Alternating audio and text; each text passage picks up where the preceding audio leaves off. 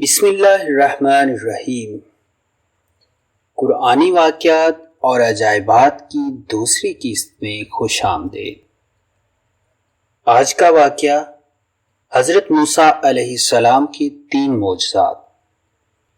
آج ہم جانیں گے عصا کیسے اژدہا بنا، عصا مارنے سے کیسے پانی کے چشمے جاری ہوئے، عصا مارنے سے دریا کیسے پھٹ گیا، اور یہ تمام باتیں جاننے کے لیے ویڈیو کو آخر تک دیکھیں۔ اس کا واقعہ یہ ہے کہ فرعون نے ایک میلہ لگوایا اور اپنی پوری سلطنت کے جادوگروں کو جمع کر کے حضرت موسیٰ علیہ السلام کو شکست دینے کے لیے مقابلے پر لگا دیا، اور اس میلہ کے اژدہا میں جہاں لاکھوں انسانوں کا مجمع تھا، ایک طرف جادوگروں کا ہجوم اپنی جادوگری کا سامان لے کر جمع ہو گیا، اور ان جادوگروں کی فوج کے مقابلہ میں حضرت موسیٰ علیہ السلام تنہا ڈٹ گئے۔ جادوگروں نے فرعون کی عزت کی قسم کھا کر اپنے جادو کی لاٹھیوں اور رسیوں کو پھینکا تو ایک دم وہ لاٹھیاں اور رسیاں سانپ بن کر پورے میدان میں ہر طرف پھنکاریں مار کر دوڑنے لگیں، اور پورا مجمع خوف و ہراس میں بدحواس ہو کر ادھر ادھر بھاگنے لگا، اور فرعون کے تمام جادوگر اس کرتب کو دکھا کر اپنی فتح کے گھمنڈ اور غرور کے نشے میں بدمست ہو گئے، اور جوش شادمانی سے تالیاں بجا بجا کر اپنی مسرت کا اظہار کرنے لگے کہ اتنے میں ناگہاں حضرت موسیٰ علیہ السلام نے خدا کے حکم سے اپنی مقدس لاٹھی کو ان سانپوں کے ہجوم میں ڈال دیا، تو یہ لاٹھی ایک بہت بڑا اور نہایت ہیبت ناک اژدہا بن کر جادوگروں کے تمام سانپوں کو نگل گیا۔ یہ معجزہ دیکھ کر تمام جادوگر اپنی شکست کا اعتراف کرتے ہوئے سجدے میں گر پڑے اور بآواز بلند یہ اعلان کرنا شروع کر دیا: ہم سب حضرت ہارون اور حضرت موسیٰ علیہ السلام کے رب پر ایمان لائے۔ چنانچہ قرآن پاک نے اس واقعے کا ذکر کرتے ہوئے ارشاد فرمایا، ترجمہ: بولے اے موسیٰ، یا تو تم ڈالو یا ہم پہلے ڈالیں۔ موسیٰ نے کہا، بلکہ تمہیں ڈالو۔ جبھی ان کی رسیاں اور لاٹھیاں ان کے جادو کے زور سے ان کے خیال میں دوڑتی ہوئی معلوم ہوئی تو اپنے جی میں موسیٰ نے خوف پایا۔ ہم نے فرمایا، ڈر نہیں، بے شک تو ہی غالب ہے، اور ڈال تو دے جو تیرے دانے ہاتھ میں ہے، اور ان کی بناوٹوں کو نگل جائے گا جو بنا کر لائے ہیں۔ وہ تو جادوگر کا فریب ہے اور جادوگر کا بھلا نہیں ہوتا۔ کہیں آوے تو سب جادوگر سجدے میں گرا لیے گئے، بولے، ہم اس پر ایمان لائے جو ہارون اور موسیٰ کا رب ہے۔ دوسرا واقعہ، عصا مارنے سے چشمے جاری ہو گئے۔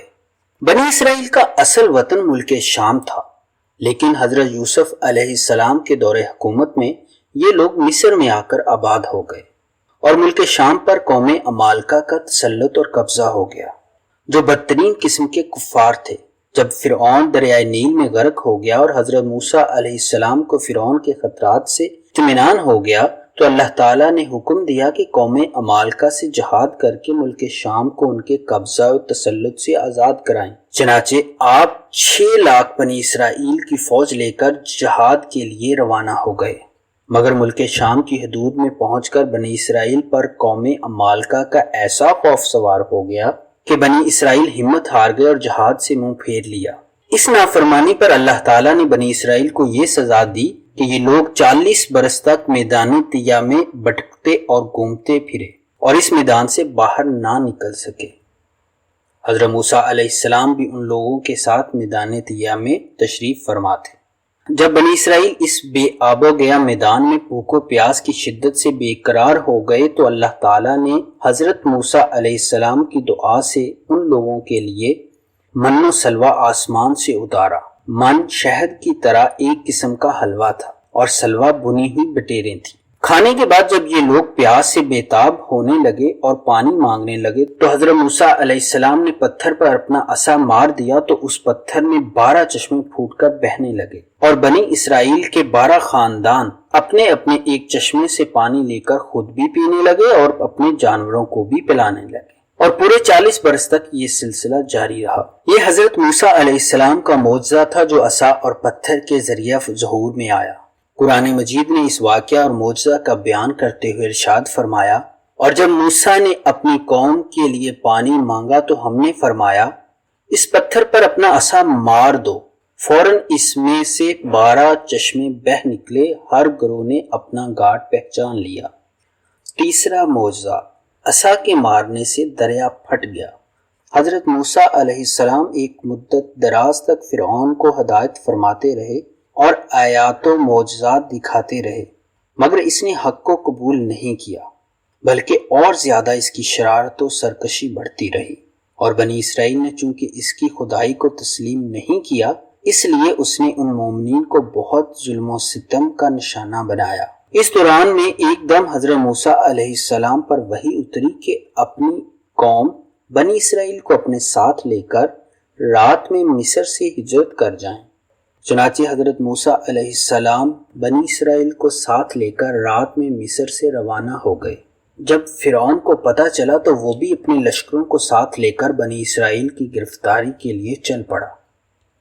جب دونوں لشکر ایک دوسرے کے قریب ہو گئے تو بنی اسرائیل فرعون کے خوف سے چیخ پڑے کہ اب تو ہم فرعون کے ہاتھوں گرفتار ہو جائیں گے، اور بنی اسرائیل کی پوزیشن بہت نازک ہو گئی، کیونکہ ان کے پیچھے فرعون کا خوفناک لشکر تھا اور آگے موجیں مارتا ہوا دریا تھا۔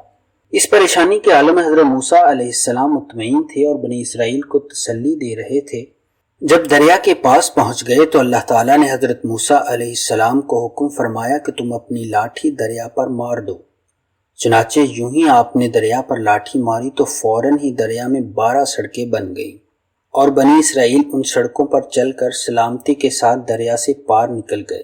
فرعون جب دریا کے قریب پہنچا اور اس نے دریا کی سڑکوں کو دیکھا تو وہ بھی اپنے لشکروں کے ساتھ ان سڑکوں پر چل پڑا، مگر جب فرعون اور اس کا لشکر دریا کے بیچ میں پہنچا تو اچانک دریا موجیں مارنے لگا اور سب سڑکیں ختم ہو گئیں، اور فرعون اپنے لشکروں سمیت دریا میں غرق ہو گیا۔ اس واقعے کو قرآن مجید نے اس طرح بیان فرمایا: پھر جب آمنا سامنا ہوا دونوں گروہوں کا، موسیٰ والوں نے کہا ہم کو انہوں نے آ لیا۔ موسیٰ نے فرمایا یوں نہیں، بے شک میرا رب میرے ساتھ ہے، وہ مجھے اب راہ دیتا ہے۔ اور وہاں قریب لائے ہم دوسروں کو اور ہم نے بچا لیا موسیٰ اور اس کے سب ساتھ والوں کو، پھر دوسروں کو ڈبو دیا، بے شک اس میں ضرور نشانی ہے اور ان میں اکثر مسلمان نہ تھے۔ یہ ہیں حضرت موسیٰ علیہ السلام کی مقدس لاٹھی کے ذریعہ ظاہر ہونے والے وہ تینوں عظیم الشان معجزات جن کو قرآن کریم نے مختلف الفاظ اور متعدد عنوانوں کے ساتھ بار بار بیان فرمایا کہ لوگوں کے لیے عبرت اور ہدایت کا سامان بنے۔ اپنی اگلی ویڈیو میں ہم ایک اور قرآنی واقعے کے ساتھ آپ کی خدمت میں دوبارہ حاضر ہوں گے۔ اگر آپ کو ہماری ویڈیوز پسند آ رہی ہیں تو چینل کو سبسکرائب کر لیں اور نوٹیفیکیشن کو آن کر لیں۔ اللہ تعالی ہم سب کا حامی و ناصر ہو۔ اپنا بہت سارا خیال رکھیے گا۔ اللہ نگہبان۔